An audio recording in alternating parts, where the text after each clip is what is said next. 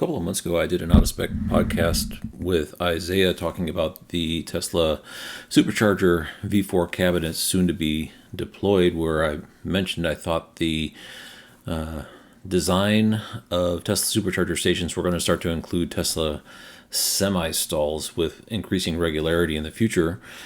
And a lot of people are harping on the hope that Tesla will survive as a result of solving FSD. I personally think that's a red herring. Really, what Tesla as a company is doing, I believe, is getting ready to slaughter the electric truck market. And in order to accomplish that goal and save the company from what appears to be a bit of a slip by producing semis out of the Nevada plant. And I don't know if people are aware, but the Nevada plant is getting expanded in order to have Tesla semis produced in volume. And once that happens, I mean, you could sell a car for $30,000, $40,000, $50,000, whatever, but you sell a semi and you got some gross margins going on there.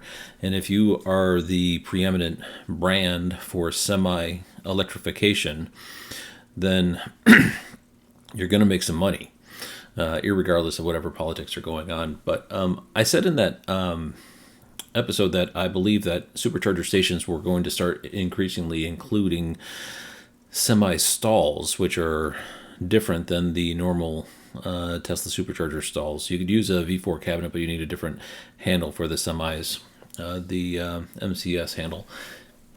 And we do have indication of that. Now, I was watching Dylan Loomis's Electrified, as I do pretty routinely, and there was mention of this X post or X tweet. I don't know. Do you still call them tweets, even though it's called X? So it would be an X post or an X. I don't know what you call it. Anyway, and in there, I went ahead and created the station. The station didn't exist, so I added it in there. But in the tweet or the post or whatever we want to call the things that go on X now, there was a site design, and you look, it's 88 supercharger stalls and 18 semi stalls. And here's the design. There's also a rendering, which is really fortunate. Oh, and let me back up. This is Interstate 5 in California, outside of Bakersfield, California. This is where this is going. And there's actually the address on those site plans. Let me pull that up again.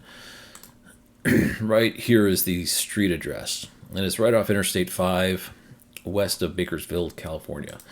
And so if you see in this rendering, what you have are the covered solar canopy stalls for the cars over here with the V4 dispensers. But over here are Tesla semi stalls.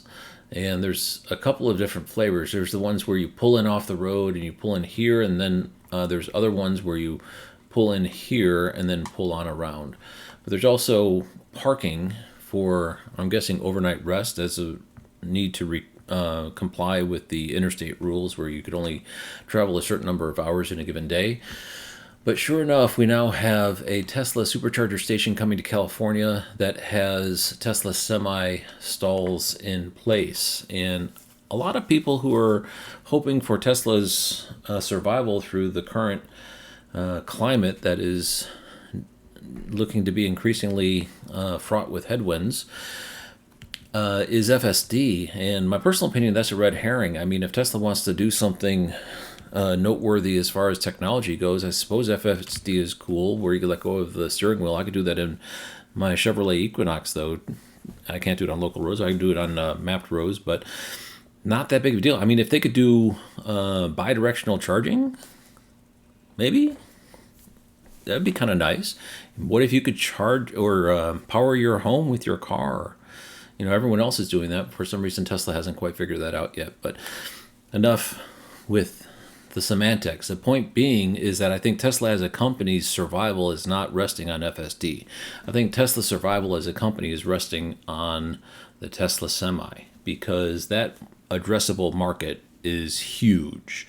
And assuming they can get enough of these stations in order to show Tesla semis running up and down the I-5 corridor, and effort in a similar vein to what they did with the sexy cars, where a portion of the sale of those goes into building out charging infrastructure, and they start to disseminate megawatt charging ports in designs like this across the United States and world, it's really going to be tough to compete with them. They are now the preeminent electrification tractor trailer manufacturer. And that right there is for sure going to buoy the company significantly. And the silent growth and completion of the Tesla Semi factory in Nevada, I think, is very telling to that effort that is not getting a lot of press. But you see stations like this getting put on the boards, and you see the completion of the factory.